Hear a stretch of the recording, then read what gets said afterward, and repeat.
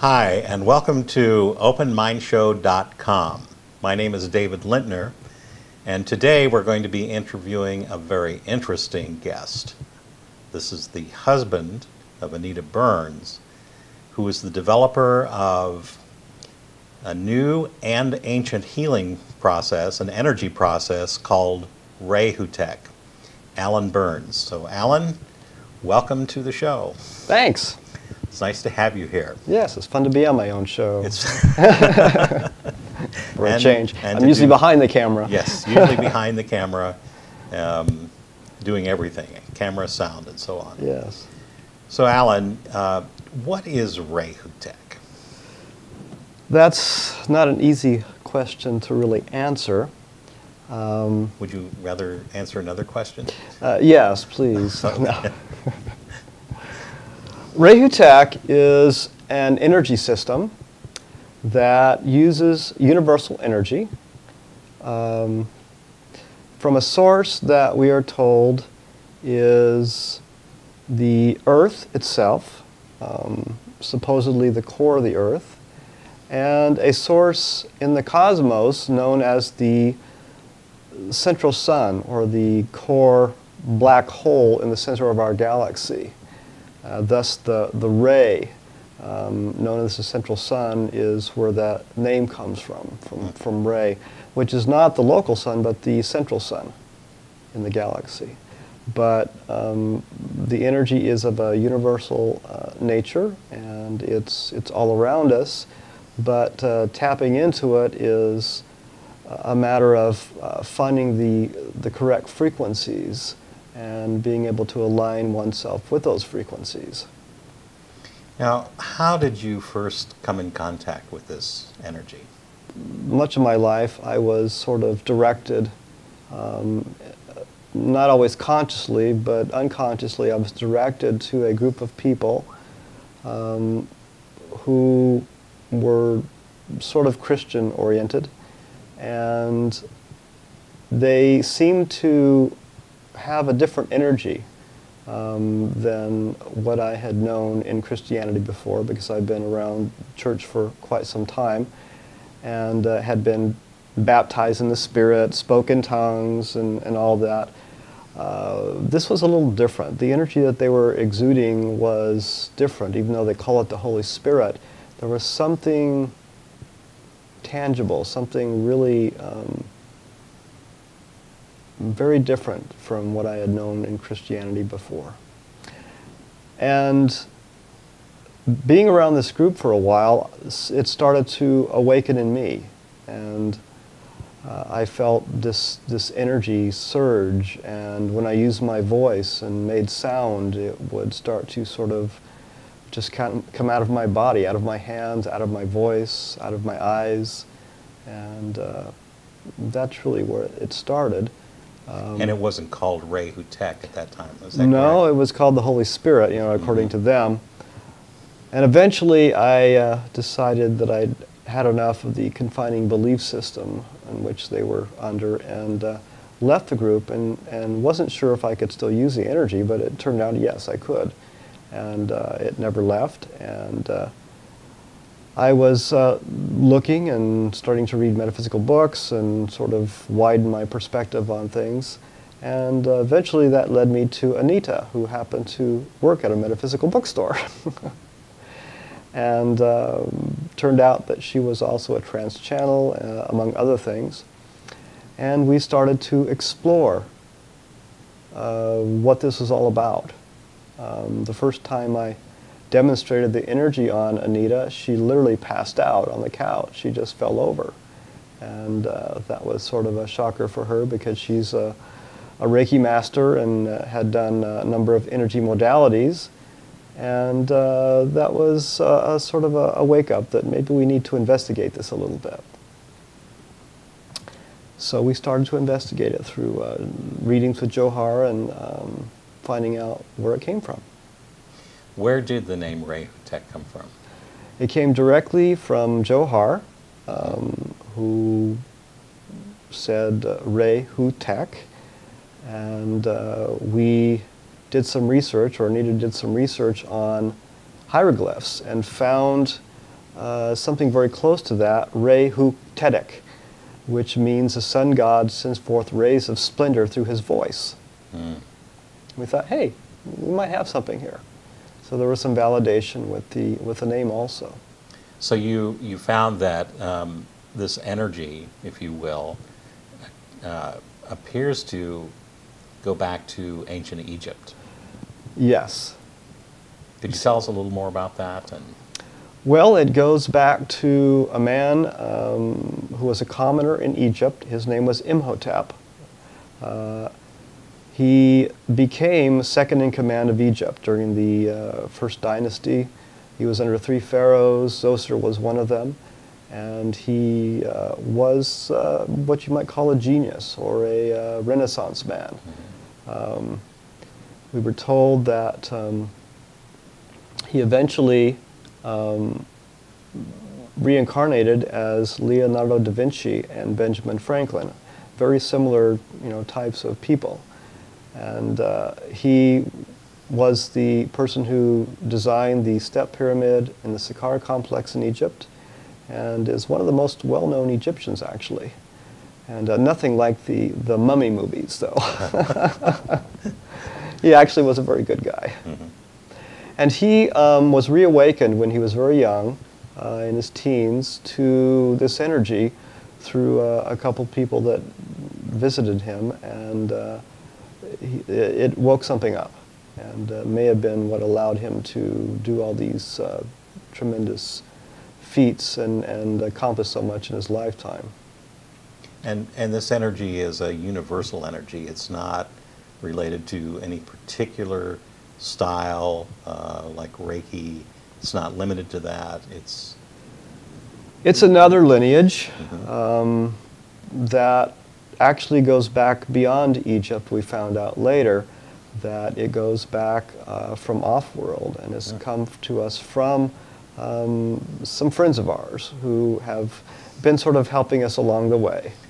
Okay, could you say a little bit more about these friends of yours? I don't want to give away too much because we are writing a book about this, but they supposedly come from a planet called, roughly in English as well as we can speak it, Archon, and they're what is commonly known as the Palladians. That they have been helping us for about 10,000 years or so. And they're the ones that actually brought this energy to the earth, or how to access these energies to mankind. And it's been here ever since and passed on through various lineages and people. It was brought to many different continents and many different people, and has been lost and found along the way, and it ended up in Egypt. Now, since you have been working with this energy, since you and Anita began working together, how has this developed, and what are you doing with it? Well, it's been a long process of a lot of trial and error, and to sort of unravel the dogma and the stuff that really wasn't needed anymore. So we threw out a lot of stuff. That we didn't deal with Egyptian gods. We didn't deal with any of that stuff. We went with the core energies, of which there's actually 2, the earth and the cosmic, and we started to find out what we could do with it. First, we found out, can we pass this on to somebody else, like the Reiki stuff, where there's an attunement process. And so we were given some information on how to do that, and we tested it out and found out, yes, we can do this. Now, can you pass that on or attune other people all at once, or is it necessary to do this in stages? We do have different levels of the attunement process and of the training.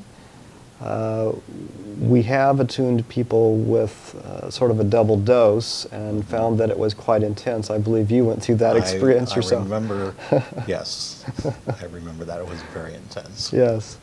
So we do it gently now and one step at a time, because it can be a very intense energy and take a little bit of adjusting inside the body. We developed 2 levels at the moment, and we're working on a 3rd.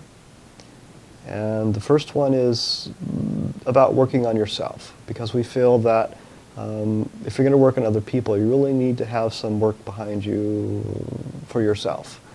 To know yourself is the highest level of service that you can give anyone, because when you know yourself, you know your true nature, and from that aspect can you help the most people do the most good. That's a very interesting way of expressing it. Normally I think people would think about having to help other people first, but this concept of knowing yourself as the highest form of service that you can give other people is a very interesting way of looking at that. I personally find that a very gratifying way of doing it. Mm-hmm.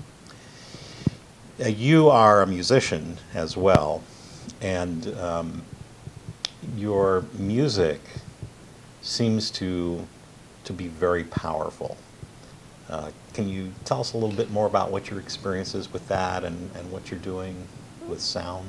Well, the Re Hu Tek is amplified and modulated by the voice, by hand movements, by the mind.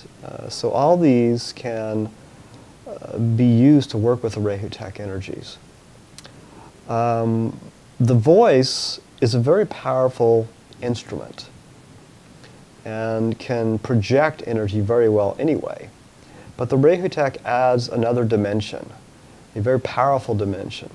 And what you sense in the music and in the voice is that energy we call Re Hu Tek that is infused through the voice and goes out and also will hold intention and amplify whatever it is that you're doing. We even notice that when you're using a PA system, that even amplifies it even more. So there's something happening, an interaction between the voice and even instruments and the Re Hu Tek that is very powerful.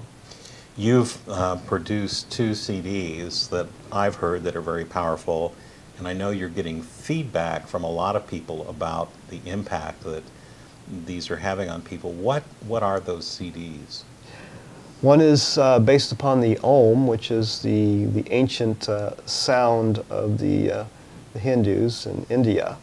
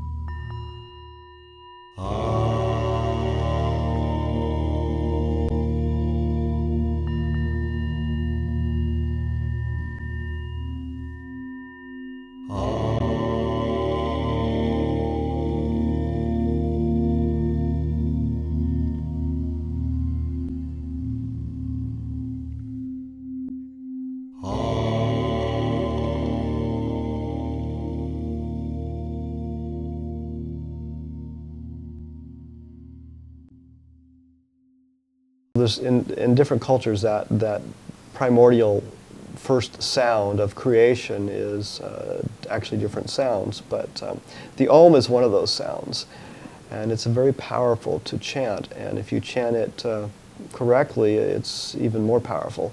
And then if you add Re Hu Tek on top of that, you've got a very powerful sound. And we've had a lot of compliments and feedback on the CD being very powerful. And I know it's selling very well for you too. Mm-hmm. The more people hear about it around the world, Right. people are wanting the CD. And the other one is? It's called Chakras Gone Wild. Mm-hmm. And I go crazy if I listen to this? well, I named it that because of its sort of shamanistic type feel. I'm doing sounds that are associated with the chakras, vowel sounds, seed, bija sounds or seed sounds. Speaking in tongues is on there, and so it has a very shamanistic type feel and sound to it. It's all my voice. There's also harmonic toning, which is another method of sound work that I do. It's a very powerful CD for balancing the chakras and to take you out of your normal everyday mind, to sort of take you into other realms.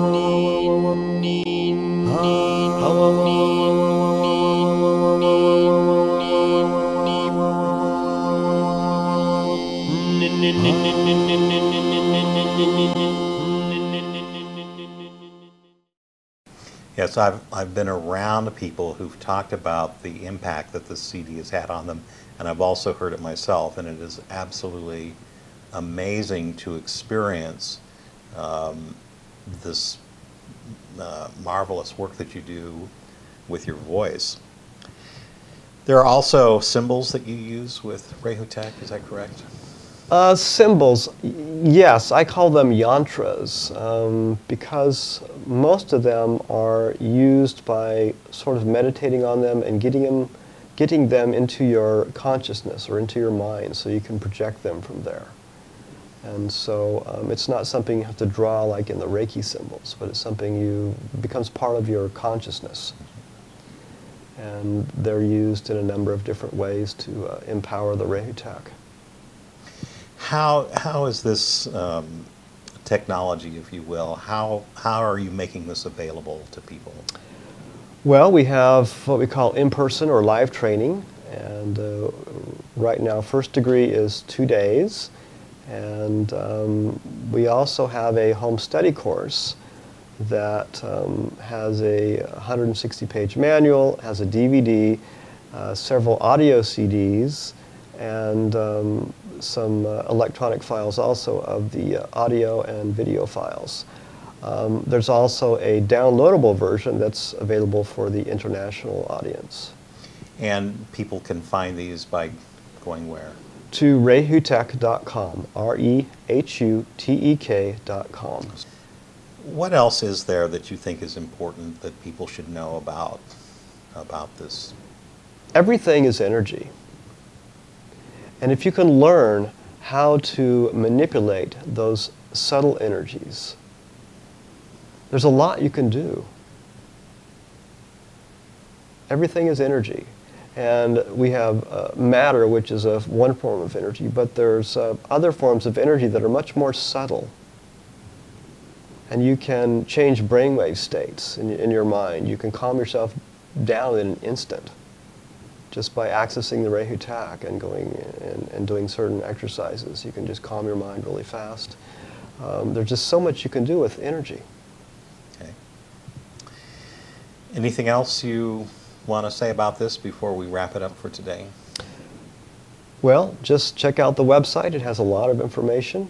And if you want any more information, just contact me. Okay, very good. I wish you could be here and see the twinkle in Alan's eye.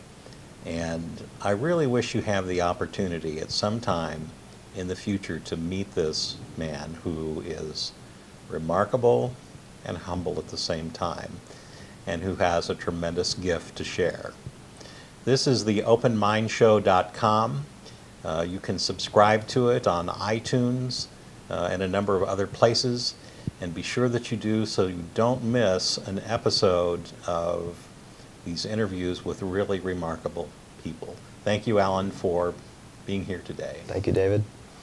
And goodbye.